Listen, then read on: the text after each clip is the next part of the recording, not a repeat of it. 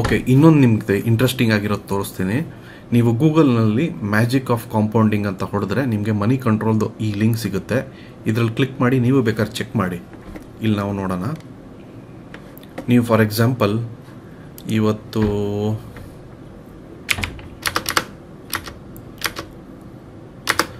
$1,00,000 ನಿಮ್ಮ ಹತ್ರ ಇದೆ ಅಂತ ಇಟ್ಕೊಳ್ಳೋಣ. ಓಕೆ, ನಾವು ಲಂಸಮ್ ಆಗಿ ಇನ್ವೆಸ್ಟ್ ಮಾಡ್ತೀವಿ ಅಂತ ಇಟ್ಕೊಳ್ಳಿ ಯಾವುದೇ ಒಂದು ಮ್ಯೂಚುವಲ್ ಫಂಡಲ್ಲಿ.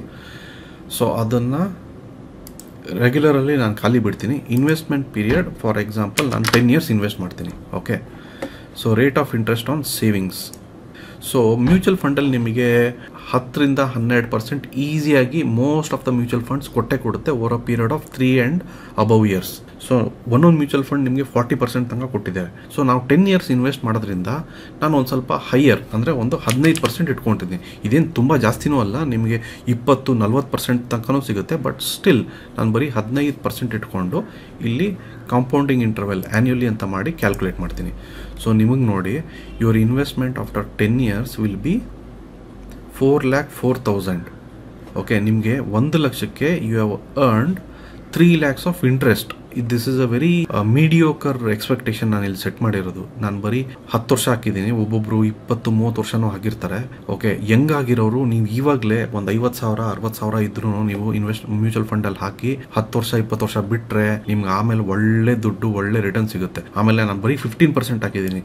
ನೀವು ಇಲ್ಲಿ ಜಸ್ಟ್ ನಿಮ್ಮ ಒಳ್ಳೆ ಮ್ಯೂಚುವಲ್ ಫಂಡಲ್ಲಿ ಶಾರ್ಟ್ ಲಿಸ್ಟ್ ಮಾಡಿ ಇನ್ವೆಸ್ಟ್ ಮಾಡಿದ್ರೆ ನಿಮಗೆ 25-30 ಒಂದೊಂದ್ಸತಿ ನಿಮ್ಗೆ 35-40% ಸಿಗೋದು ಇದೆ. ಸೊ ಇಲ್ಲಿ ನಾನು ಇನ್ನೊಂದು ಸ್ವಲ್ಪ 20% ಅಂತ ಹಾಕೊಂಡು ಕ್ಯಾಲ್ಕುಲೇಟ್ ಮಾಡಿದ್ರೆ ನೋಡಿ, ನಿಮಗೆ 1,00,000 10 ವರ್ಷ ಆದಮೇಲೆ 6 ಲಕ್ಷ ಸಿಗುತ್ತೆ.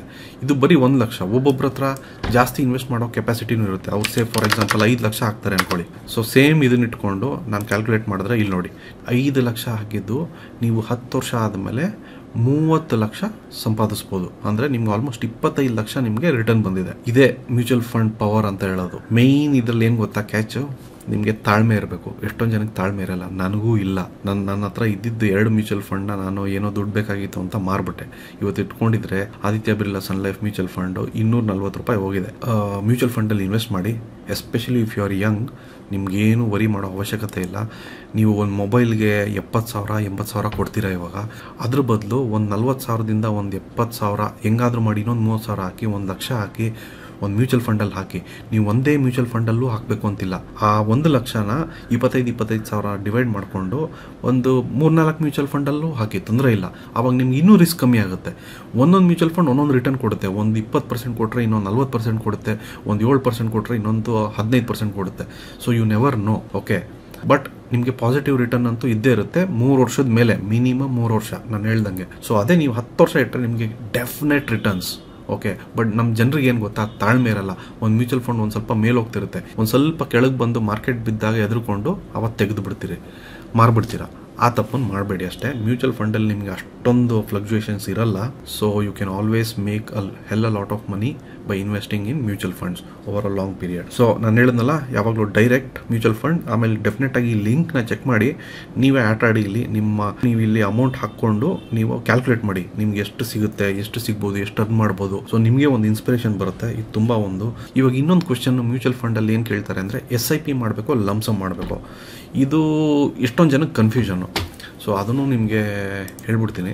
ಸೊ ಫಾರ್ ಎಕ್ಸಾಂಪಲ್ ಇದು ನೋಡಿ, ನೀವು 1 year ಏನಾಗಿದೆ, ಫಾರ್ ಎಕ್ಸಾಂಪಲ್ ನೀವು ಲಂಸಮ್ಮಲ್ಲಿ ತೊಗೊಂಡು ಇಲ್ಲಿ ತೊಗೊಂಡಿರ್ತೀರ, ಒಂದು 50,000 ಹಾಕ್ಬಿಡ್ತೀರಾ. ಆಮೇಲೆ ವಿತಿನ್ ಫ್ಯೂ ಡೇಸ್ ಇದು ಫುಲ್ಲು ಈ ಥರ ನೋಡಿ ಕೆಳಗೆ ಬಂದಿದೆ.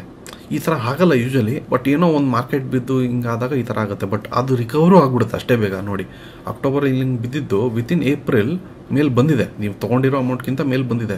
ಸೊ ನಿಮ್ಗೆ ಅಷ್ಟೊಂದೇನು ಟೆನ್ಷನ್ ಇರಲ್ಲ. ಬಟ್ ಸ್ಟಿಲ್ ನೀವು ಒಂದು 50,000 ಹಾಕಿರ್ತೀರಾ, ಈ ಥರ ಏನಾದರೂ ಸಡನ್ ಆಗಿ ಜರ್ಕ್ ಆದಾಗ ಅದು ಕೆಳಗೆ ಬರುತ್ತೆ. ಸೊ ಲಮ್ಸಮ್ ಆಗಿ ತೊಗೊಂಡಾಗ ಇದೊಂದು ಡಿಸ್ಅಡ್ವಾಂಟೇಜ್. ಸೊ ಲಮ್ಸಮ್ಮಲ್ಲಿ ಈ ಥರ ಒಂದು ರಿಸ್ಕ್ ಇರುತ್ತೆ. ಅದ್ರ ಬದಲು ಆಮೇಲೆ ಎಷ್ಟೊಂದು ಜನದ ಹತ್ರ ಒಂದೇ ಸತಿ ಹಾಕಕ್ಕೆ ದುಡ್ಡಿರಲ್ಲ. ಎಸ್ಪೆಷಲಿ ಯಂಗ್ಸ್ಟರ್ಸ್, ನೀವಿನ್ನೂ ಓದ್ತಾ ಇರ್ತೀರಾ ಅಥವಾ ಸಣ್ಣ ಪುಟ್ಟ ಪಾರ್ಟ್ ಟೈಮ್ ಕೆಲಸ ಮಾಡ್ತಿರ್ತೀರಾ, ಅಂಥವ್ರಿಗೆ ಲಮ್ಸಮ್ ಬದಲು SIP ಮಾಡ್ಬೋದು. SIP ಮಾಡಿದಾಗ ಏನಾಗುತ್ತೆ ಅಂದರೆ, ನೋಡಿ, ನೀವು ಪ್ರತಿ ತಿಂಗಳು ಒಂದು ಸ್ಪೆಸಿಫಿಕ್ ಡೇಟಲ್ಲಿ ನೀವು ಪರ್ಚೇಸ್ ಮಾಡ್ಬೋದು. ಅದು ಆಟೋಮೆಟಿಕ್ ಆಗಿ ಡೆಬಿಟ್ ಆಗುತ್ತೆ. ಇಲ್ಲ ಅಂದ್ರೆ ನಾನೇ ಮಾರ್ಕೆಟ್ ನ ನೋಡ್ಬಿಟ್ಟು ಪರ್ಚೇಸ್ ಮಾಡ್ತೀನಿ ಅಂದ್ರೆ ನೀವು ಮ್ಯಾನ್ಯುಯಲ್ ಆಗಿ ನೀವೇ ಖುದ್ದಾಗಿ ಮಾಡ್ಬೋದು. ಸೊ ಹಂಗ್ ಮಾಡಿದಾಗ ಏನಾಗುತ್ತೆ, ನೀವು ಟ್ರ್ಯಾಕ್ ಮಾಡ್ಕೊಂಡು ಆ ಮ್ಯೂಚುವಲ್ ಫಂಡ್ ಬಿದ್ದಾಗ್ಲೆಲ್ಲ ಪ್ರತಿ ತಿಂಗಳು ಒಂದು 500 ರೂಪಾಯಿಗೆ, ಇನ್ನೊಂದು 500 ರೂಪಾಯಿಗೆ, ಇಲ್ಲಿ ಬಿದ್ದಾಗ ಒಂದು 1000 ರೂಪಾಯಿಗೆ ಈ ತರ ತಗೊಂಡಾಗ ನಿಮ್ಗೆ ಕಮ್ಮಿ ಪ್ರೈಸ್ ಅಲ್ಲಿ ತಗೊಂಡಾಗ ಜಾಸ್ತಿ ಯೂನಿಟ್ಸ್ ನಿಮ್ಗೆ ಸಿಗುತ್ತೆ. ಸೊ ಆ ತರ ಮಾಡ್ಕೊಂಡು ನೀವು ಒಂದು ಫಸ್ಟ್ 3 years ನೀವು ಅಕ್ಯುಮುಲೇಟ್ ಮಾಡಬೇಕು ಯೂನಿಟ್ಸ್ ನ. First 3 years every month SIP ಮಾಡ್ಕೊಂಡು ಅಕ್ಯುಮುಲೇಟ್ ಮಾಡಿದ್ರೆ ಆಮೇಲೆ ನೀವು 3 years ಆದ್ಮೇಲೆ ಇಮಿಡಿಯೇಟ್ ಆಗಿ ಮಾರಬಾರ್ದು. ಯಾಕೆಂದ್ರೆ ನೀವು ಇಲ್ಲಿ ಮಾಡಿರ್ತೀರಾ, ಸೊ ಅದು ಆಲ್ಮೋಸ್ಟ್ ಅದೇ ಪ್ರೈಸ್ ರೇಂಜ್ ಅಲ್ಲೇ ಮಾಡಿರ್ತೀರಾ. ನೀವು ಆವಾಗಲೇ ಇಮಿಡಿಯೇಟ್ ಆಗಿ ಮಾರಕ್ ಹೋದ್ರೆ ನಿಮ್ಗೆ ಜಾಸ್ತಿ ಲಾಭ ಬರಲ್ಲ. ಸೊ 3 years ಪರ್ಚೇಸ್ ಮಾಡಾದ್ಮೇಲೆ ಅದು ಇನ್ನೊಂದು 7 years ಬಿಟ್ಬಿಡಿ. ಆ 7 years ಬರೀ ನೀವು ಸುಮ್ಮನೆ ಕೂತ್ಕೊಂಡು ಅದ್ರ ಗ್ರೋತ್ ನ ಎಂಜಾಯ್ ಮಾಡ್ಬೇಕು. ಅದು ಮೇಲೆ ಹೋಗ್ತಾ ಇರುತ್ತೆ, ನೋಡಿ ಬಿಟ್ಬಿಡಿ. ಅದು ಒಂದ್ಸತಿ ಹಿಂಗ್ ಹೋದ್ಮೇಲೆ ಅದು ಮತ್ತೆ ಇಲ್ಲಿ ಬರೋದು ತುಂಬಾ ಅಪರೂಪ. ನೀವು ನೋಡಿ ಇಲ್ಲಿ ಗಮನಿಸಿ, ಹಂಗೆ ಮೇಲೆ ಹೋಗ್ತಾನೆ ಇರುತ್ತದು, ಕೆಳಗೆ ಬರೋದೇ ಇಲ್ಲ ಅದು. ಓಕೆ, ಆಮೇಲೆ ಒಂದ್ ಸ್ವಲ್ಪ ನಿಮ್ಗೆ ಸ್ಯಾಚುರೇಟ್ ಆಯ್ತು ಅನ್ಸಿದ್ರೆ ಆವಾಗ ನಿಮ್ಗೆ ದುಡ್ಡು ಬೇಕು ಅಂದ್ಮೇಲೆ ಆಯ್ತಪ್ಪ ಒಂದು 10 ವರ್ಷ ಇನ್ವೆಸ್ಟ್ ಮಾಡಿದೀನಿ ಅಂದ್ಮೇಲೆ ನೀವು ಅದನ್ನ ಆರಾಮಾಗಿ ಮಾರಿ ಬೇರೆ ಯಾವ್ದು ಮ್ಯೂಚುವಲ್ ಫಂಡ್ ಅಲ್ಲಿ ಹಾಕೊಳ್ಳಿ. SIP ಮತ್ತೆ ಲಂಸಮ್ ಬಗ್ಗೆನೂ ಹೇಳಿದೀನಿ.